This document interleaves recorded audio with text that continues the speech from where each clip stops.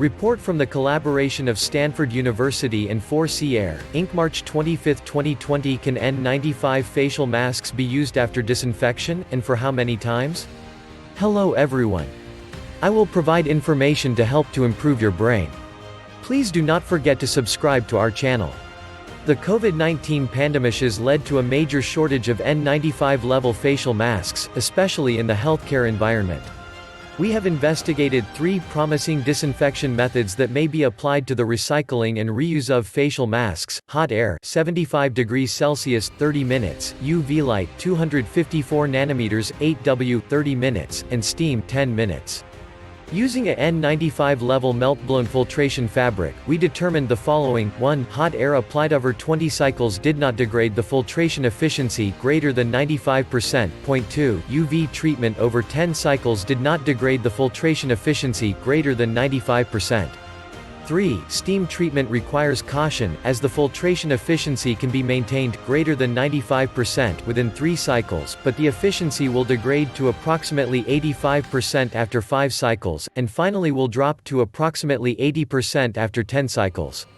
With respect to the hot air, 75 degrees Celsius 30 minutes, 20 cycles, we found that an N95 mask did not suffer any mechanical deformation and the ears traps retained proper elasticity required for use.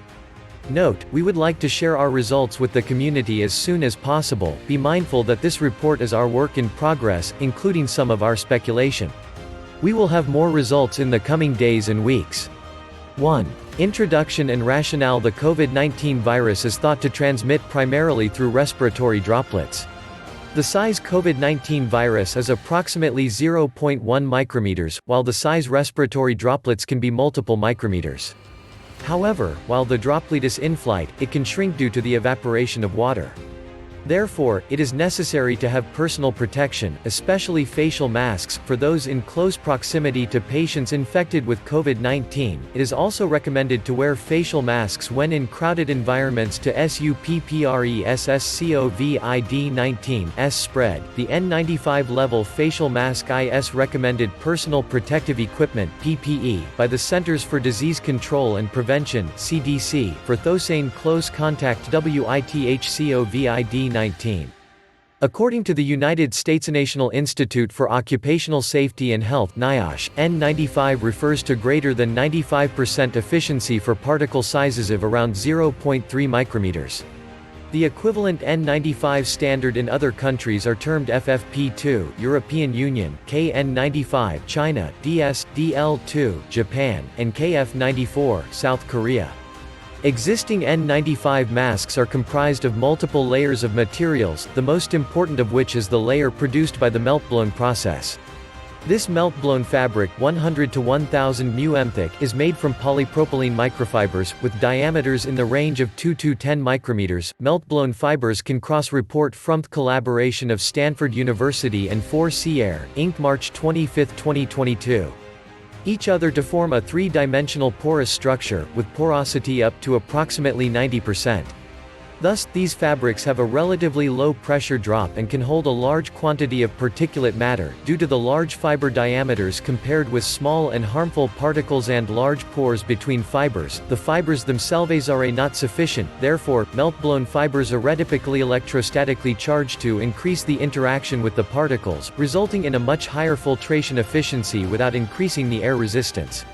Figure 1, Scanning Electron Microscopy (SEM) image of meltblown microfiber fabric. The current COVID-19 pandemic has led to a significant shortage of N95 facial masks, especially for healthcare individuals. The primary question to address is whether N95 facial masks can be disinfected in such a way that allows for reuse without reducing the filtration efficiency. We used 5 common disinfection methods on a meltblown layer, which determines the filtration efficiency in N95 masks: 1. Hot air oven, 2. UV light, 3. Solution of alcohol, 4. Household chlorine-based bleach, 5. Steam from hot water. We measured the 2 most important parameters, the particle filtration efficiency and air pressure drop, before and after disinfection treatments. The pressure drop reflects the air resistance, and a significant change would reflect that the 3-dimensional porosity of the filtration material has changed. For example, if the air pressure drop is reduced significantly, it may imply that the meltblown fibers have been damaged. Meanwhile, a reduction in filtration efficiency may suggest a reduction in the static charge on the fibers or damage to fabric. Please note that this study does not provide the results to evaluate whether these methods are effective towards disinfection of COVID-19. While these methods may have been used for the disinfection of other viruses, we have not evaluated this for COVID-19 specifically. The key information we provide is whether the efficiency of N95 filtration materials is changed after disinfection. In the previous Stanford Medicine COVID-19 report compiled by Amy Price, D. Phil Oxen, and Larry Chu, MD, we have shared our results based on a one-time disinfection treatment, Table 1.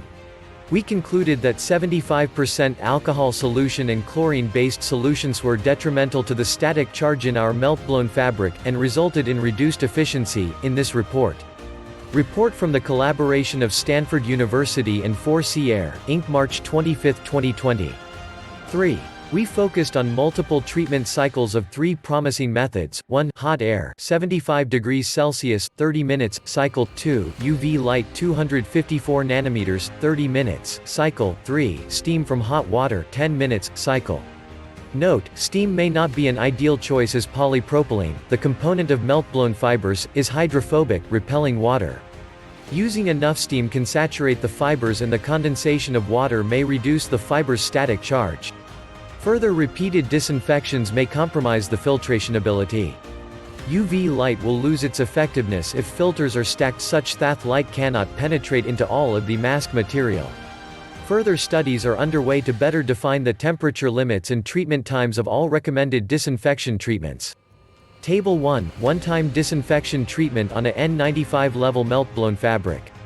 2. Experimental procedures 2.1 Disinfection Method 1, Hot air, 75 degrees Celsius. Note, we changed the temperature from 70 degrees Celsius the previous Stanford Medicine report to 75 degrees Celsius this report due the wide availability of 75 degrees Celsius blanket warming oven at hospitals, as provided by Dr. Larry Chu, Stanford Medicine. Point 1. Prepare 15 pieces of meltblown fabric, 15 cm x 15 cm each. Point 2. Test 3 samples for filtration efficiency and pressure drop via TSI 8130A.3. Preheat the oven, Figure 2, to 75 degrees Celsius. 4. Put the remaining 12 samples into the oven. Report from the collaboration of Stanford University and 4C Air, Inc. March 25, 2045. After 30 minutes of heating, take out all the samples and cool at room temperature for 10 minutes. Point 6. Repeat step 5 for a total of 20 total cycles. After every 5 cycles, pick 3 samples to test as given in step 2. Figure 2, AI14 Shelf Max 5 Q FT 480 degrees Fahrenheit 5-sided heating vacuum oven, Across International LLC. 2.2 Disinfection Method 2, UV1. Prepare 3 pieces of meltblown fabric, 15 cm x 15 cm each. 2. Place samples into a UV sterilizer, Figure 3, 254 nanometers wavelength, 8W UV light bulb. Point 3. Irradiate under UV light for 30 minutes. 4. Take out the samples and let stand under ambient conditions for 10 minutes. 5. Repeat steps 3 to 4, for a total of 10 cycles. 6. Test the filtration efficiency and pressure drop via TSI 8130A. Figure 3, sterilizer cabinet with UV, CHS208A, 110 volts, 60 Hz, 254 nanometers. 2.3 Disinfection Method 3, Steam. Report from the collaboration of Stanford University and 4C Air, Inc. March 25, 2051. Prepare 12 pieces of meltblown fabric, 15 cm x 15 cm each. 2. Prepare a beaker with clean water and heat on a hot plate to a boil. 3. Place the 3 samples stacked on the beaker and heat them via boiling water vapor for 10 minutes, Figure 4. 4. Take the samples off and cool at room temperature, making sure the samples are dry. 5. Test the filtration efficiency and pressure drop via TSI 8130A, Cycle 1. 6. Separately, repeat steps 3 to 4 with the remaining meltblown fabrics, testing at cycles 3, 5, and 10, each a set of 3 meltblowns. 4. Conclusion and additional notes from our results. There are 2 disinfection methods which do not reduce the filtration efficiency of the melt-blown layer after an appreciable number of treatment cycles. We found, Method 1, 75 degrees C hot air 30 minutes for 20 cycles. Method 2, UV 254 nanometers 8W 30 minutes for 10 cycles. Regarding treatment with steam, we advise caution. For 3 treatment cycles or less, we found the filtration efficiency can be maintained at greater than 95%. However, after 5 cycles the efficiency drops to approximately 85%, and 10 cycles will drop the efficiency to approximately 80%.